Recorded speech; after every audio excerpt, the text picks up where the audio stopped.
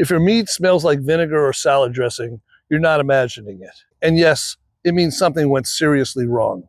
Your mead could be infected before the yeast even hits the must, and most beginners don't even realize it. You can buy the best honey in the world, use the perfect yeast, and follow every step. But if your gear isn't sanitized, you're setting your mead up to fail. And I don't mean rinsed with hot water.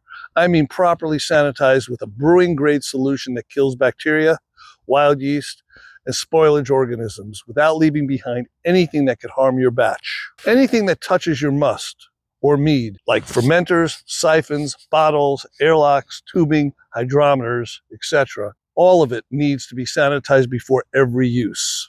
And here's where a lot of people mess up. They reach for bleach, or they think rinsing with white vinegar is good enough, but it's not. Bleach can leave toxic residues unless rinsed obsessively. And vinegar, it doesn't sanitize effectively, and worse, it can introduce acetic acid bacteria. That's the very stuff that causes your mead to turn into vinegar. That's why I use Star San or Saniclean. Both are industry standard acid-based sanitizers made for brewing. They're no rinse, fast acting, food safe, and won't affect the flavor or aroma of your mead. Here's how to use it.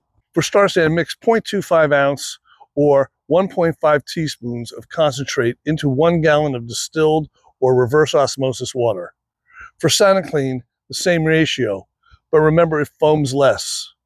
Great for pumps or spray bottles. Let your gear soak for at least 1 minute and then just let it air dry. Don't rinse it, don't towel it off. The foam you see, that's safe, and leaving it on is exactly what you want. Star San works fine while it dries. I can also keep a spray bottle of working solution handy. That way I could quickly hit tubing ends, spoons, lids, or anything that needs a quick sanitizing spray without dragging out the full bucket. Also, don't stop sanitizing just because fermentation has started.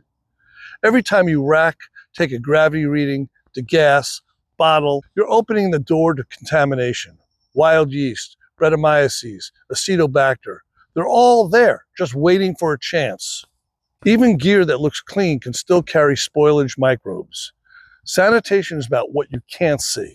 Here's a quick tip for plastic users. If your fermenter or bucket is scratched, those grooves can harbor microbes that even a sanitizer might not fully kill.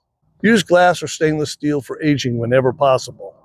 And replace scratched plastic. Now, shelf life matters. A mixed batch of Star San stays effective for up to 3 to 4 weeks, but only if you mix it with distilled or RO water. Using tap water can introduce chlorine, chloramines, or minerals that could raise the pH, making the sanitizer less effective and potentially leaving behind chlorophenols, which can cause plastic or medicinal off-flavors in your mead. Always store your sanitizer in a sealed, non-metal container and check the pH if you're unsure. If the solution turns cloudy or raises above pH of 3, it's time to toss it and mix a fresh batch. Also, Star San and Saniclean are safe on stainless and plastic, but don't use them on aluminum. They'll cause pitting and off flavors. And remember, professional meaderies sanitize everything, every time. This isn't overkill, it's the baseline. If you want to see the exact gear and sanitizers I use, I have everything linked below, and easy to find, and most of it is right on Amazon. And if you want more clear, practical mead making advice that skips the fluff and actually helps you improve, hit the subscribe button or click my playlist over here. See you in the next video.